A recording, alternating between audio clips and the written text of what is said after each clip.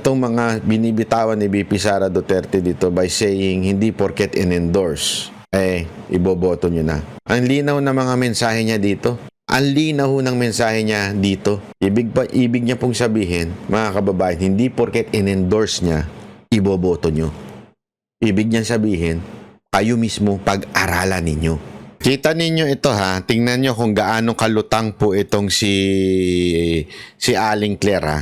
Ang usapin ho dito, tungkol dito sa sinasabi ni VP Sara Duterte na ang point niya dito, magkaiba sila ni Amy at ni BBM. That is her point in saying or telling the story about yung pagpunta ni VP Sara Duterte sa Malacanang na nag-usap sila ni Bongbong Marcos at ni Amy Marcos. Okay? So anong ibig lamang pong sabihin niya? Wala po siyang banat kay Marcos. Ang sinasabi lang niya ay magkaiba ng thinking si Amy at si BBM. Si BBM gusto ng change of constitution dahil economic change lang naman daw ang gagawin. Pero si Amy, sinabi niya, dangerous yan, delikado yan.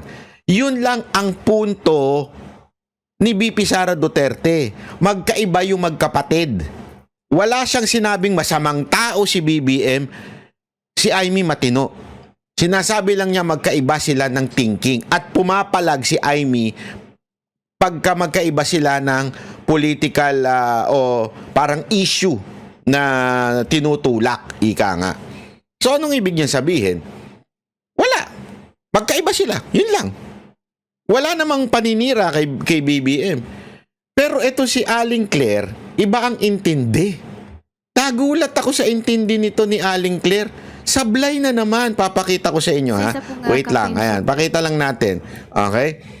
Tingnan nyo ha. Nung tinanong siya tungkol sa pangyayari sa Malacanang, nung kwento ni VP Sara Duterte, tingnan nyo ang sagot ni Aling Claire. Wala na naman sa hulog. Lutang na naman mga kababayan. Hindi ko maintindihan kung bakit. O, panoorin nyo ha. Tingnan ninyo to. Sinabi ni Vice President Sara Duterte kung saan kasama nga po dun si Senator Amy Marcos na plano po ni Pangulong Marcos na amyandahan ng saligang batas. At ito naman po ay talagang open naman po no, na yung pagsuporta ng Marcos administration. Eto ha. Dito pa lang nilinaw na dito eh. Ito yung yung tinik sa lalamunan ni Claire ni Aling Claire. Ito sinabi niya kasi gusto daw ni Marcos. Ano masasabi ninyo? Which is publicly, sinabi nitong reporter na to, publicly talaga namang sinusuportahan ng gobyerno ni Marcos ang change of constitution. Publicly. Ibig sabihin, walang kasinungalingan doon sa kwento ni VP Sara Duterte dahil publicly sinasabi naman talaga ni Marcos na gusto niyang baguhin ng konstitusyon, economic changes lang ang gusto niya. Tingnan niyo sagot ni Aling Claire. Charter change sa pamamagitan po ng pag-amyanda sa economic provisions. Sa ngayon po, meron po bang bagong direktiba? Yan ang tanong niya. Alam namin lahat na noon gusto ni Marcos ang pagbabago ng konstitusyon. Through economic changes lang ang gusto. Ang tanong ni ni Ma'am, meron po bang pagbabago? Kasi sinabi naman niya noon yan publicly. Ngayon ba, may pagbabago ba? Tingnan nyo buwelta ni ni Aling Claire. Walang sinasabing masama si VP Sara Duterte. Si VP Sara Duterte na naman ang buwelta niya. Ulo pagdating po sa Chacha, sa Kamara at sa Senado. Wala pa po tayo nadidinig mula sa Pangulo, kaya nagtataka po tayo kung bakit ganito po ang naging turan ni Vice Presidente. Sa ngayon po, tatak fake news yan. Intrigang walang ebidensya. Intrigang walang ebidensya? Te! Unang-una, wala ka pa sa gobyerno no, nagmamagaling ka na naman. Pangalawa, publicly sinasabi ni Marcos gusto niya ng change of constitution noon, economic change lang ang gusto niya. Public niya sinasabi yun, tapos sasabihin mo, walang ebidensya? Walang ebidensya? Asang mundo ka ba? Hello, Earth? Are you there? Wala pa pong napag-uusapan tungkol dyan. So, ang Marcos admin po ba, meron pa rin plano na isulong itong charter change sa susunod pong Yun ang tanong Meron po bang plano si Marcos na baguhin ang konstitusyon? Isusulong pa ba niya ito? Kongreso? Wala pa pong napag-uusapan patungkol dyan. Ano po yung tingin ninyo bakit inopen up ito ng Vice Presidente sa isang campaign sorties about dito sa pag-amyenda po sa saligang batas? Kung ano man po ang kanyang adhikain at layunin sa mga ganitong klaseng pananalita, hindi po natin alam. Pero as far as we are concerned, tatak fake news. Ayan na naman si fake news Paano naging tatak fake news yun, Madam Claire? Sana matanong kita sa linggo. Paano naging fake news yun? Talaga naman publicly sinasabi ng Pangulong Marcos na gusto niya ng change of constitution at economic reform lang ang gusto niya. Publicly sinasabi niya yun. Paano mo masasabi na tatak fake news si VP Sara Duterte by telling that story? First of all, you were not there. So, how dare you to say it was fake if you are not there? Second, ikaw na rin na nagsabi. Wala ka pang naririnig sa Pangulong Marcos regarding that issue, but you are saying fake news na kaagad yun. Lutang ka ba? Lutang ka ba? Ako'y nagtatanong lang sa'yo. Ang linaw-linaw ng tanong. Pinaalala na nga nung reporter na publicly talaga namang sinasabi ni Marcos na gusto niya ng pagbabago ng konstitusyon at ekonomiya lang yung gusto niyang baguhin. Ibig sabihin, yung mga business deals lang ng Pilipinas sa ibang bansa, yan lang yung mga gustong baguhin ni Marcos daw. Okay? Wala ngang sinasabi si VP Sara Duterte, di naman totoo yan na economic changes lang ang gusto niya. Wala naman siya sinasabing ganun. Ang sinasabi lang niya, magkaiba kasi talaga itong magkapatid. Matuto ka naman kasi mag-research. Sagot ka ng sagot nang hindi mo alam, ni hindi ka nga nandun sa usapan, sasagot ka. Sila'y nag-uusap. Nandiyon pa yung ate. Di kung fake news yan, sinabi na nung walang usapang ganyan, hindi totoong nangyari yan. Diba? Wala kang karapatan magsabi ng fake news yan kasi you were not there sa usapan. Pasok ka ng pasok, siksik ka ng siksik dyan, makadaldal ka lang. Ibang tao si BBM, ibang tao si Amy Marcos. Yan ang punto lang Okay naman, pwede ka na umalis. Wait lang, sandali. Iboto niyo ba si Amy Marcos? Okay naman, pwede ka na lumipat sa QC. Good na dito. Kalimutan ko na yung sasabihin ko. Tatlong paalala. Hindi natin tinitingnan kung ano ba yung mga pangako niya noon. Tumakbo siya noon. May pangako siya. Binigay ba niya? Diba? 20 pesos ang kilo ng bigas. Tapos ngayon, okay na daw. After 3 years, 3 taon ng campaign promise o pangako sa eleksyon, ibibigay ngayon. Pero ibibigay lang sa Visayas. Para bang hindi kayo nagugutom dito sa syudad ng Maynila. At parang hindi nagkukulang ang pera ninyo pambili ng pagkain. Kaya dapat tinitingnan natin. Sumayaw, oo. Kumanta, oo. Bakit hindi? Pero tinitingnan natin. Ano ba ang pangako? Binigay ba o hindi? Bakit hindi binigay ang pangako? Dahil nagsinungaling? O dahil hindi talaga maibigay? Ha? Yan yung unang. Lagi na lang tayo, bangan. Sorry, ma'am. Nambubudol. I'm sorry. Ma'am, gagamit! Kasi naman sabi ko, okay lang.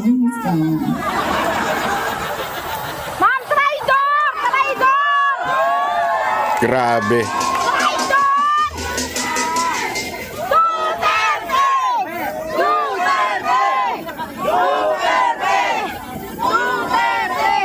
Alam nyo, yung bangag na yan, hindi totoo. Hindi naman ako kasi tumawa dahil tinawag siyang bangag. Andun ka din, di ba? Hindi ako, kasi sa Bisaya, ang bangag, di ba? Bangag, bangagan, bangag. Oo. So, pag sinabi mong bangag sa Bisaya, hindi siya adik. Butas! Ang sa kida. Diba? Butas! Buslot! Oo.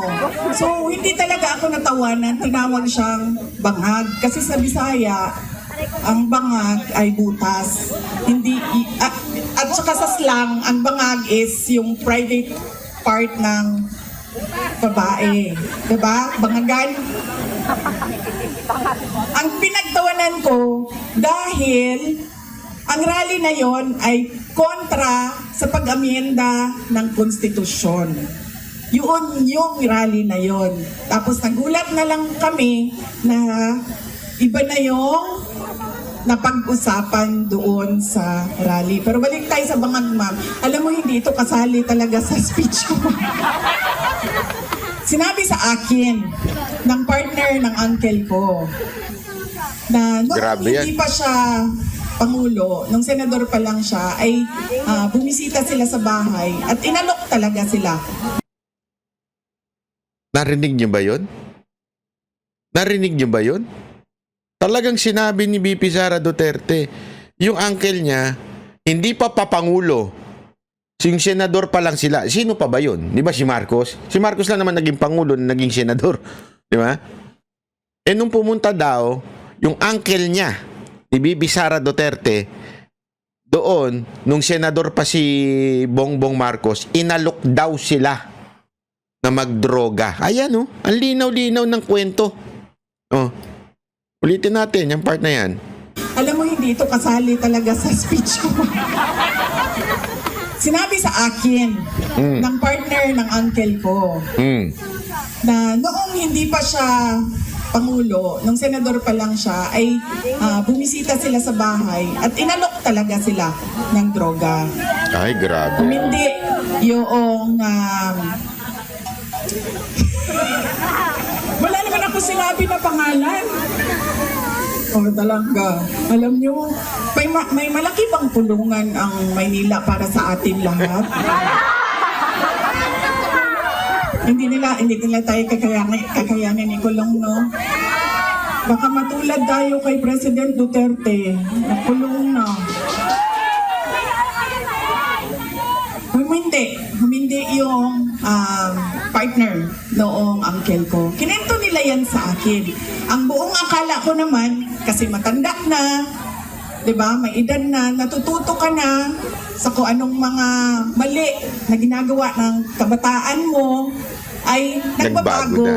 Oo. yung tao. So, sa madaling salita, kaya niya sinuportahan kasi akala niya nagbago na yung tao. Dati, alam niyang adik. Dati, alam niya na, sinasabi niya na. Oh, ngayon, siguro, benefit of the doubt, na baka naman nagbago na yan dahil tumanda na yan. Oh, yun ang sinasabi niya sa kwentong ito. Hindi ko alam na yun na nga ang nangyari. Kaya balik tayo sa paalala, tingnan niyo muna. Pagkatapos niyang kumanta, tanungin ninyo ang sarili ninyo. Noon, nakinig ako sa Ang iyo. ginagawa niya kasi dito, pinapaliwanag niya kung paano tayo dapat bumoto. Actually, ito yung sinasabi niya nung nag-speech siya sa Hong Kong. Nag-speech siya sa Hong Kong eh. Ang kanya daw gagawin ay tuturuan ng mga tao, ipapaliwanag sa mga tao kung paano bumoto ng tama. Na wag lang tayo basta naniniwala sa endorsement. Wag lang tayo basta naniniwala sa kung ano paman. Pakinggan ninyo, ha? Ano ang pangako mo? Binigay mo ba? Kaya dapat pinag-iisipan natin kung iboboto natin o hindi yung tao. Pangalawa, ito walang makakakontra sa akin nito kahit saan man sa mundo. Hindi dahil galing yan sa malaking pamilya ng mga politiko ay automatic ang boto ninyo. Yan. Hindi dahil anak yan ng Duterte ay automatic ang boto ninyo. Dapat tinatanong nyo ang sarili ninyo, ano ba ang abilidad at kapasidad ng tao na ito na maglingkod para sa bayan. Isa sa mga problema natin ay ang political dynasty. Pero hindi ipinagbabawal ang kung sino man ang may gusto tumakbo. Kaya nasa atin, nasa mga butante ang pagkilatis. Duterte yan. Anong abilidad niyan? Anong kapasidad niyan? At sino yan siya? Pangatlo, at huling problema natin, paulit-ulit, behavior, ugali natin sa eleksyon, sa halalan, ay yung palitan ng boto at pera. Dahil ilang beses na kayo tumanggap, magkano bilihan ng boto dito? 1,000? 1,000? Grabe, 1,000 lang? Galing na. Bigas ang ano dito palitan? No. Ilang kilo? 5 kilo. So magkano yun? 250? Mga 1,300 total ngayon ang bili. Alam mo, lugi kayo. Taasan niyo yung presyo ninyo. Kasi galing ako doon sa Bacolod kahapon. Tinatanong ko, magkano bili ng boto dito? Noong 2019 daw, 2,000. 2022, 3,000. See? Sabi ko, taasan ninyo ang presyo ninyo. Tapos nung itong eleksyon na ito, 2,000 to 3,000. Sabi ko, hindi niyo pa alam kung magkano kasi wala pa namang bilihan. So mga kababayan, hanggang dito na lang po muna tayo. Mahaba po yung speech niya, pero yan po ang pinaka tema ng kanyang speech. Wag ho tayong bumoto basta-basta dahil lang in-endorse. Sa katunayan, sinabi niya pa nga dito sa bandang huli, sabi niya, ba't ba kasi nanalo yung congressman nyo? Kasi in-endorse ito ni Yorme. Tapos may binanggit pa nga siya dyan, bakit pumangit yung Maynila? Kasi nga, iba na ang mayor. Kasi naniwala kayo doon sa endorsement. Ano ang ibig niya sabihin?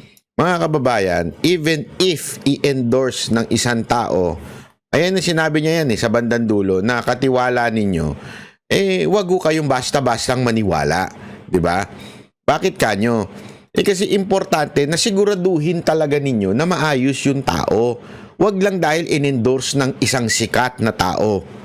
Okay? Kasi alam mo, sa laro ng politika, ganyan talaga They would somehow will endorse yung mga tao na at sa tingin nila, okay. But eventually, nagbabago. Nabubudol. Alam mo, kanina meron akong kausap na isang senatorial candidate. Tapos, kinikwento niya nga sa akin, alam mo ba na si ganito, ito particular to si Torre. Sabi niya, si Torre, alam mo ba na dati kaibigan yan? Dati, sobra pang lapit niyan sa mga Duterte. Ano nga daw yan kay BP Sara Duterte? Madalas daw yan sa Davao nun. Sabi, bakit nagbago? Sabi nitong senator, alam mo naman ang nagagawa ng kapangyarihan at pera. Kayang baguhin ang tao. Which is true through history. People can be changed through money and power. Pag naranasan na nila ang power at ang pera, nagbabago yan. Could you just imagine? The very person na kasama ng ating Panginoong Jesus, apostol niya, talagang pinagpalit lang siya sa 30 pilak ba yun? Diba? Correct me if I'm wrong. Pinagpalit po siya sa pilak lang po. Ibig sabihin, in other words, pinagpalit mo ang Panginoong Jesus dahil sa pera. You know that that person, in your eyes, kasi ano niya po ito, apostle, ibig sabihin mga kasama niya ho ito. na nag-iikot. Nakita mo ang Panginoong Hesus nagpe-perform ng himala, bumubuhay ng patay. Alam mo talaga na Savior yung tao because remember there was a prophecy that there will be a Savior. Akala nga nila yung Savior na yun, ibig sabihin ng Savior na yun, Savior of the Israelites from yung sumakop sa kanila, yung Rome. Akala nila yun yung king na yun ang magpapalaya sa kanila kasi para bagang nasa sila, under sila ng ibang bansa. Yun ang akala nila. Pero you know na there is a prophecy that alam mo na si Jesus Christ yun. Yun yung time na yun. Mantakin mo bilang apostle, bilang kadikit mo, bilang katabi mo. Close sa'yo, pinagpalit ka sa pera. Yan po ang kasaysayan ng humanity.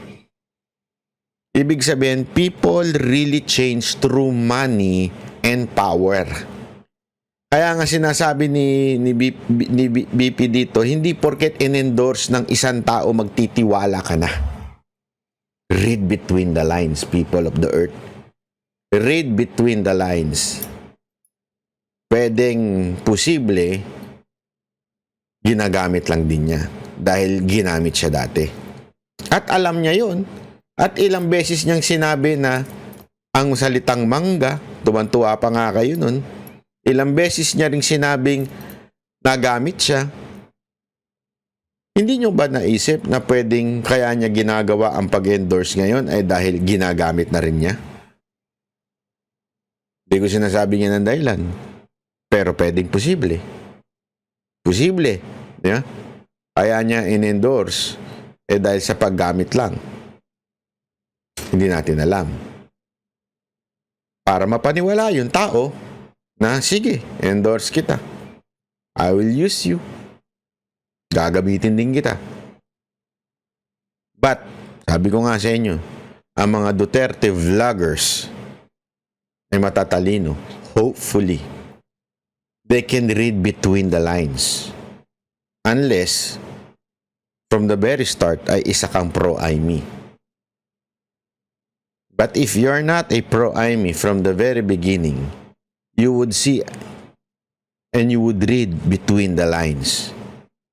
Itong mga binibitawan ni BP Sara Duterte dito by saying hindi porket in-endorse, iboboto nyo na. Ang linaw na mga mensahe niya dito. Ang linaw ng mensahe niya dito. Ibig niya pong sabihin, mga kababayan, hindi porket in-endorse niya, iboboto nyo. Ibig niyan sabihin, kayo mismo pag-aralan ninyo. Kilalanin ninyo. Yung bangang pangako nila. Kaya nga sinabi niya dito, di ba, paulit-ulit, wag lang porket in-endorse. Kailangan yung pangako ay na ipatupad. Sino po ba ang nangako ng 20 pesos na bigas? Di ba? Ang mga Marcos. Sino ba ang nangako na gagawin tayong golden age na naman? Diba ang mga Marcos? So wag lang kayong maniwala basta-basta sa endorsement. At yun nga mga kababayan, anong masasabi niyo sa balitang ito? Maaring ihayag ang inyong opinyon at kuro-kuro sa comment section sa ibaba. Huwag din kalimutang mag-like, mag-subscribe at mag-share sa bidyong ito. Maraming salamat sa panonood.